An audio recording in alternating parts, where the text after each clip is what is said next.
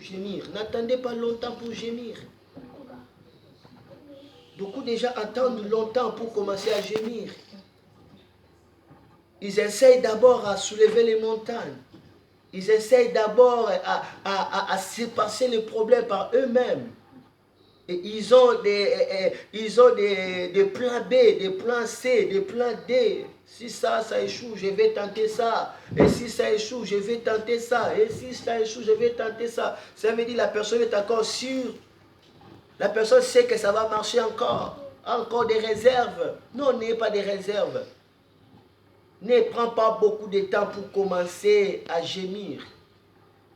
Il faut gémir aussitôt. Aussitôt, il faut gémir. Amen. C'est très important. Les enfants d'Israël ont pris beaucoup de temps pour commencer à gémir. Ils ont d'abord entendu la souffrance. Dès que la souffrance était insupportable, ils commencent maintenant à gémir. Ils commencent à soupirer. Et Dieu est descendu quand même. Mais non, n'attends pas trop pour gémir. Viens à Dieu, crie à Dieu, gémis à Dieu. Dieu écoutera. Dieu écoutera ta voix, il va intervenir dans ta situation. Il ne faut pas attendre trop pour gémir. N'attends pas trop pour gémir.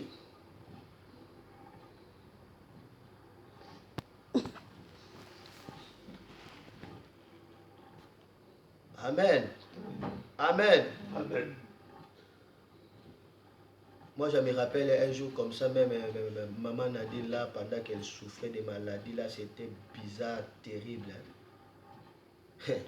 Elle marchait comme ça, c'est comme si le vent devait la mener comme ça, comme s'il va tomber. Donc, dès que nous nous promenons ensemble, les gens commencent à parler, on commence à sentir vraiment les chuchotements. Ils parlaient déjà là, et c'était terrible. Un jour comme ça, ma mère l'accompagnait comme ça, elle a vu seulement les cercueils. Elle veut tomber, tu veux aller où? Ma mère commence à dire, tu ne mourras pas, tu ne mourras pas. Et maintenant là, Nadine commence à dire à ma mère, garde bien mes enfants, prends soin de mes enfants. Elle commence à voir déjà la mort. Voilà, la personne commence à dire, prends soin de mes enfants. Voilà. Jusqu'à ce qu'un jour comme ça, j'ai gémi, j'ai dit, non, ça suffit. Ça suffit. L'ikamni ne s'il a raté. Et s'il y a, et coquille, c'est tout. Amen. Et coquille, c'est tout. Et j'ai vu quelque chose de pourriture en train de sortir de son corps. C'est fini. Le gémissement a arrêté tout. Arrêtez.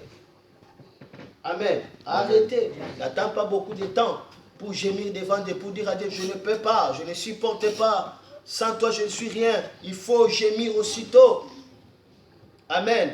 Lorsqu'on a dit qu'on va tuer tous les juifs, la Bible dit Mardoché commence à crier dans la rue. Elle a porté des sacs. Il était là, Mardoché il était là, il criait.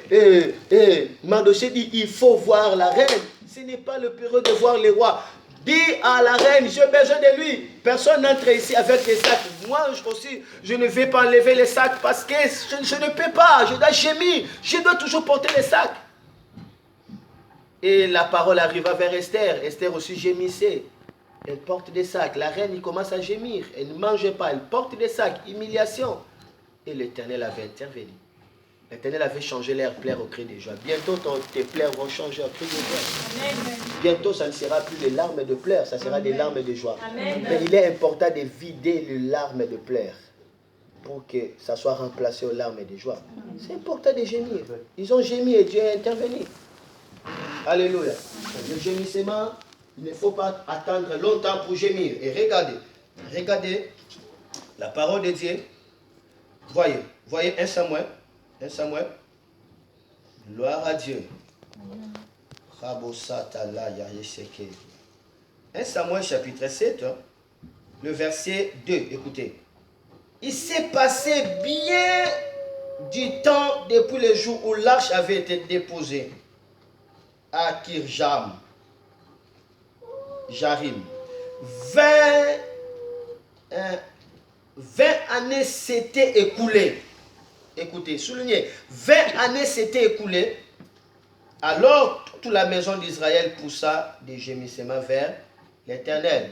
Pourquoi il devait attendre 20 années soit écoulé pour qu'il pousse les gémissements à l'Éternel. Donc il croyait que non, à un mois, il y aura l'arche, on va récupérer l'arche. Parce que l'arche, c'était la force des enfants d'Israël. C'était leur gloire, c'était leur héritage, c'était leur Dieu. Mais on les a portés, ils étaient là, abandonnés. Vous savez, lorsqu'on avait pris l'arche, ils ont dit quoi? Ikabot, la gloire. Il fait quoi?